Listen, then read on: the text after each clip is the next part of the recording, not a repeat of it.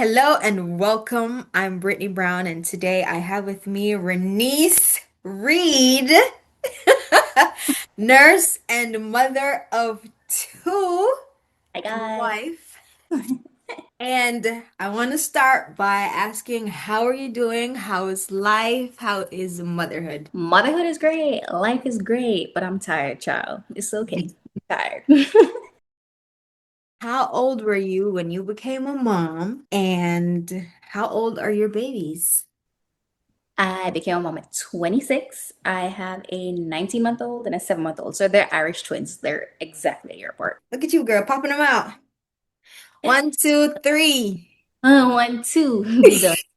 What advice would you have given yourself when you became a mom for the very first time? Not to be so harsh on myself, because I'm honestly my biggest critic. I am very hard on myself with everything in life in general. So I would just tell myself not to be so hard on myself. Would you say labor and delivery impacted starting your journey as a mom? I would say it's been affected since the moment I found out I was pregnant because then I don't know, little mommy instinct like kicked in instantly. So I became like super like what's the word, protective, and Hmm. I just did not have time for BS about anything or anyone in my life. So like if you came for anyone around me, like I would instantly attack you. It was just me. That's good. What about Glady? I know sometimes dads get real protective too when mom is See, I carrying. think it's like a good balance because I'm the hot-headed one.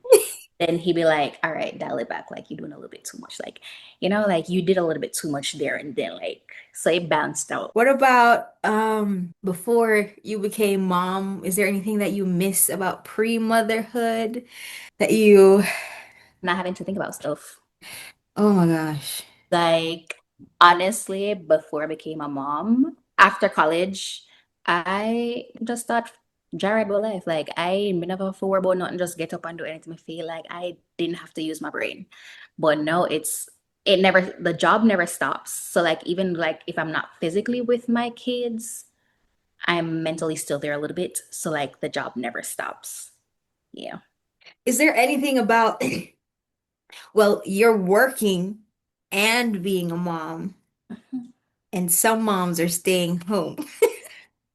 Like if you're doing it correctly, well, I'm not gonna say correctly because everybody's like life is different and stuff. But if you're Mhm. staying at home, it's literally a full-time job because people don't take into consideration that running a household is a job. It's Yeah. a job. Yeah. It is a job.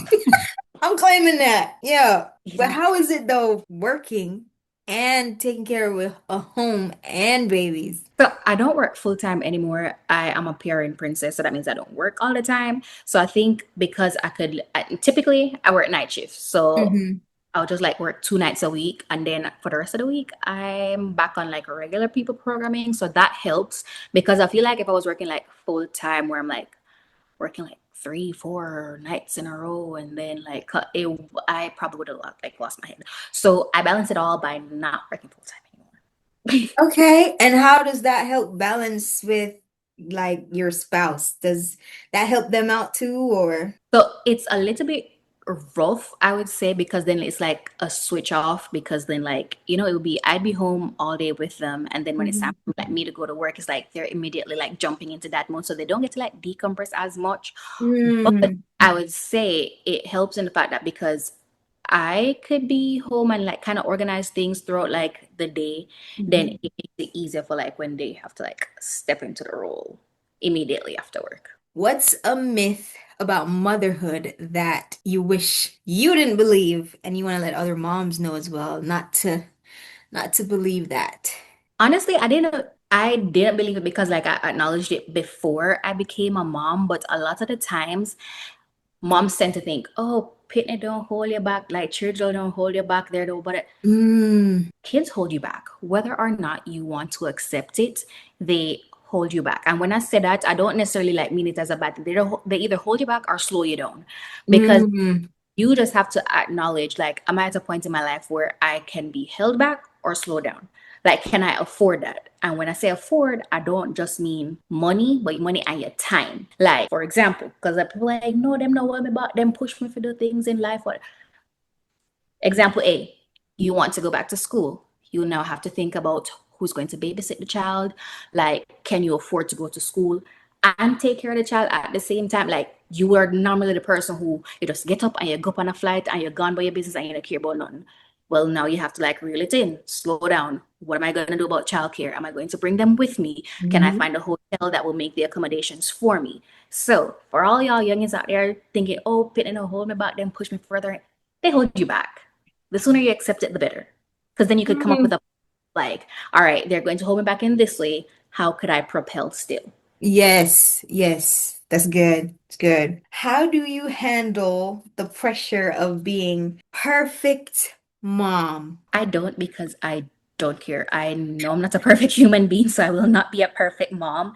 I literally don't care. I'm learning. This is my first time being a mom too. Like I'm learning this with my kids. I know I'm going to make mistakes. Mm, Just have to know that like I have to hold myself accountable. So like when I do mess up with my kids, hold myself accountable so that they could learn from that as well. That like my mother don't go just tell me something just because and I have to like conform to it. So I mm, don't care about being the perfect mom because I'm not a perfect human being, so I will not be a perfect.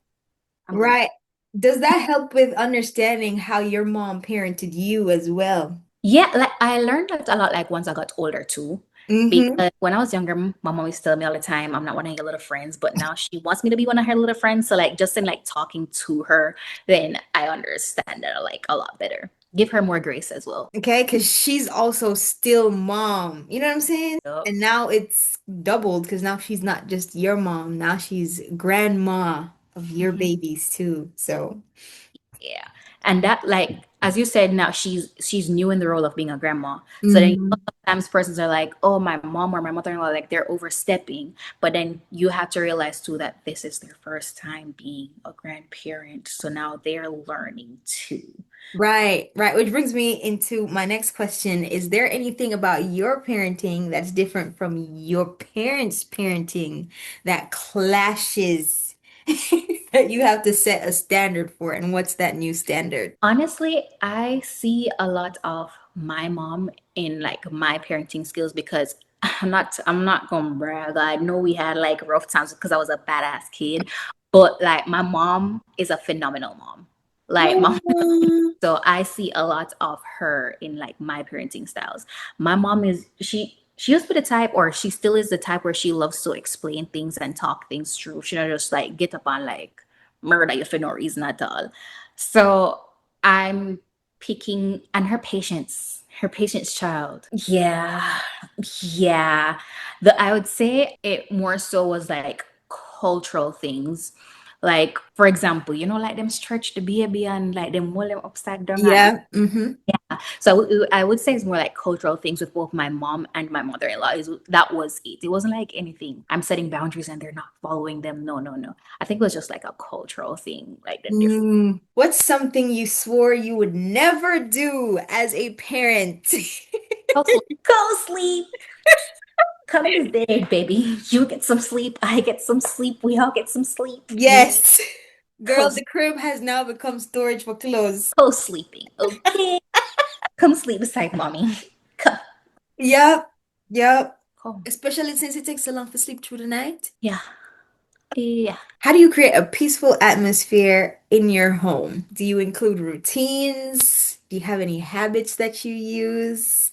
Honestly, I'm a very type B, so I'm not like the most organized person, but I've realized that the cleaner my space, the cleaner my head, and more things could flow. So I had to, honestly, it grind my gears at first, but I had to realize that like with a toddler, I can't clean up 24/7.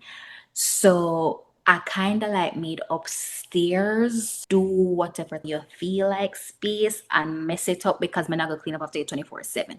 Because at least when downstairs is clean, like my head, like it flows better. So yeah, create a space for them kids where they can make all the mess that they want to. Yes, you know what they call that? They call it a yes space, girl. Yeah. Where you don't tell them no to anything. Go do whatever you want.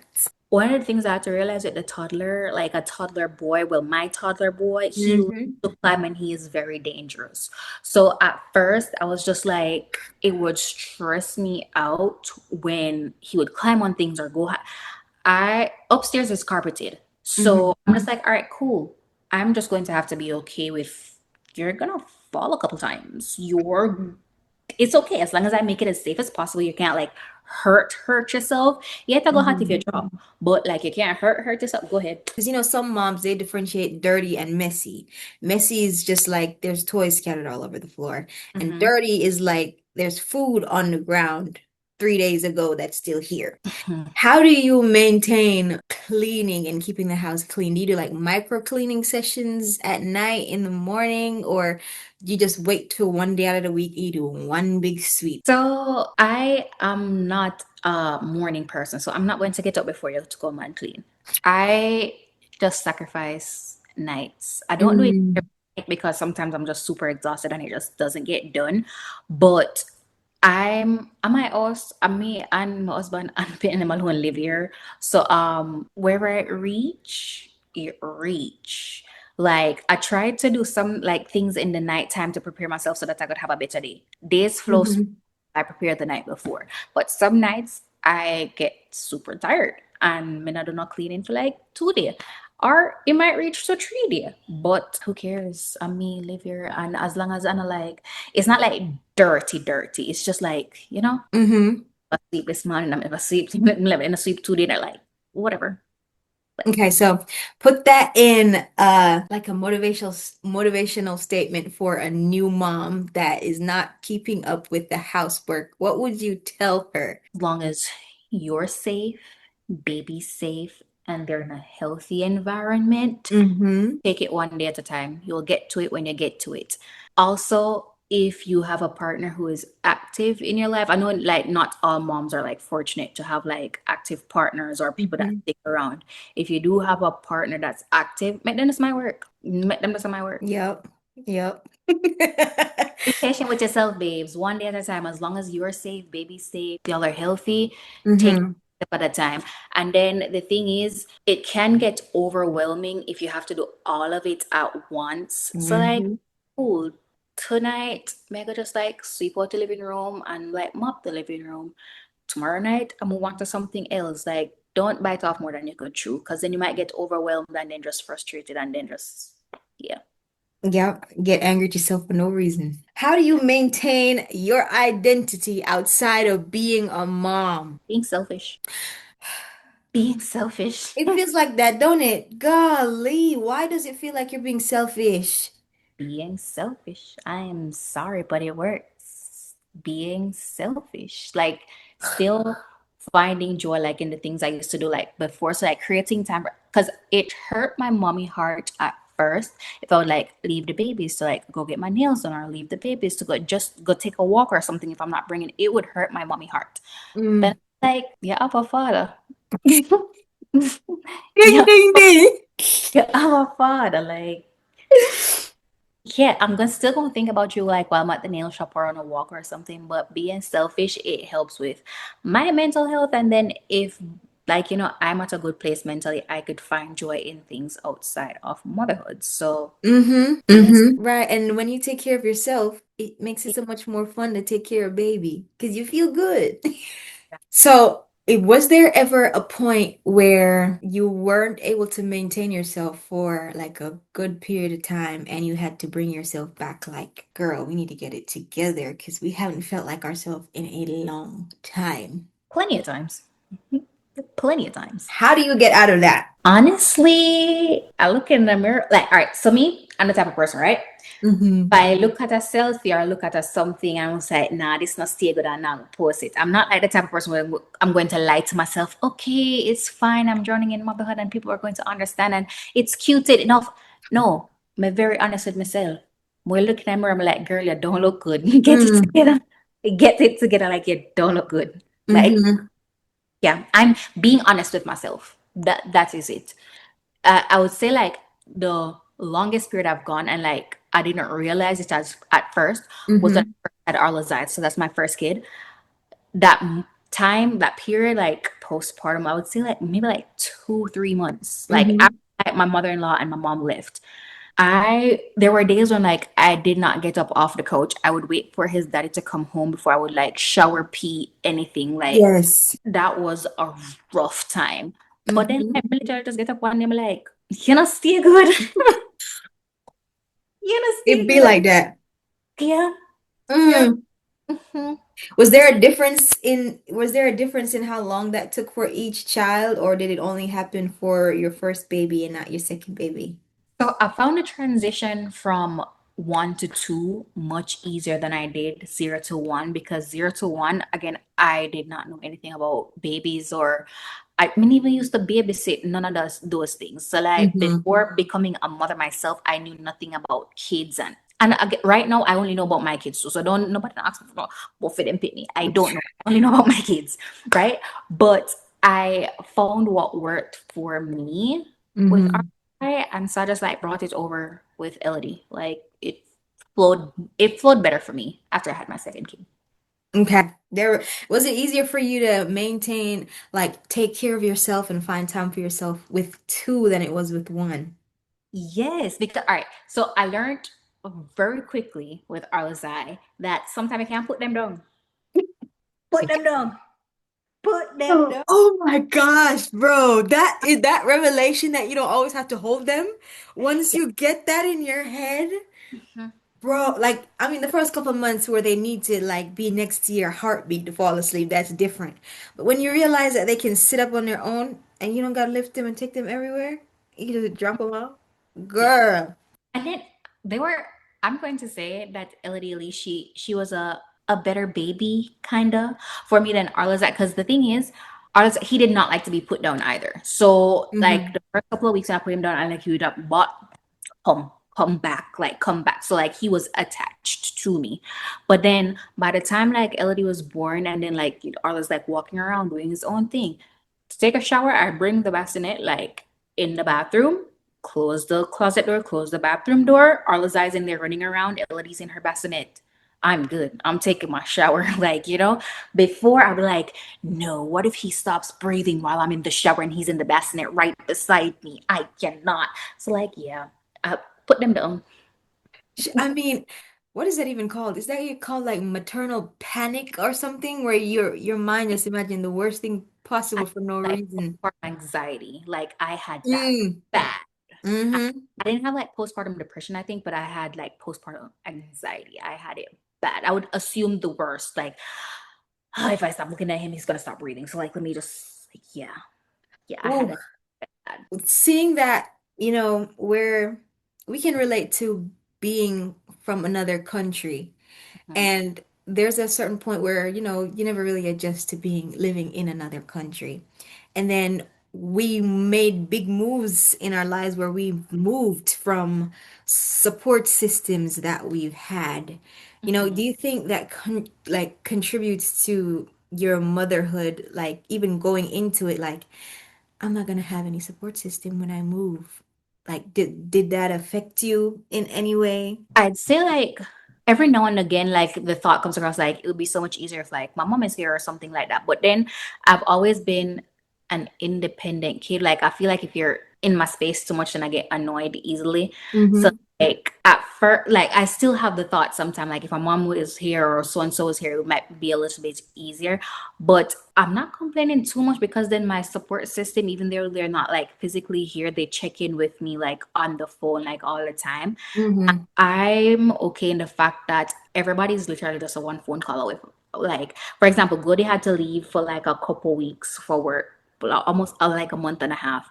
And best believe that every weekend I had a different family member like flying in for the Aw, like just so that I wouldn't like be alone. So even though they're not here all the time, if I need them to be, they're here. that's They're good. That's good. here. Was it more valuable having a support system with one than it was with two? Or you value the support system even more now that you got two?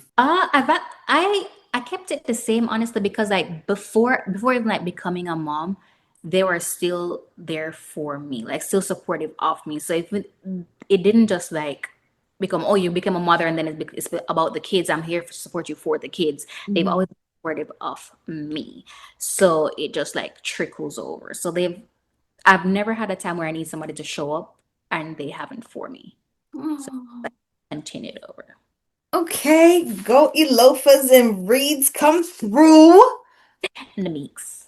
And the mix. Come on, girl. Yeah. Yes. How would you advise a mom like that doesn't really have a strong support system? It boils back down to being selfish. Again, if you don't have like the strongest support system, like being selfish, taking the time out for yourself. And sometimes you have to create your little community for yourself. Mm. Don't have one, but you could create one. So for example, the other night, like I held like a girls' night in where there was one person there who wasn't a mommy or about to become a mommy, but it's literally just like people in my community that I was like, I found like, oh, I haven't had a girls' night or I haven't had time to myself like since I had a baby. I was like, that kind of makes me sad. So let's do something about that. And I just literally hosted a girls' night in, just creating a safe space where they could like talk, vent about anything, just be there. So like creating that community. And again, even though like I feel like I've had a strong like support system, you never know who doesn't have one. So sometimes just gotta go create one and everybody can benefit from it. Yes. Girl, that's beautiful. Look at you out here creating small groups for mamas. I know. And that's, I would say like it was so, because I'm typically stay by myself kind of person. I don't talk to people. And I'm just like, damn, like not everyone has like support and help. Why not create that community?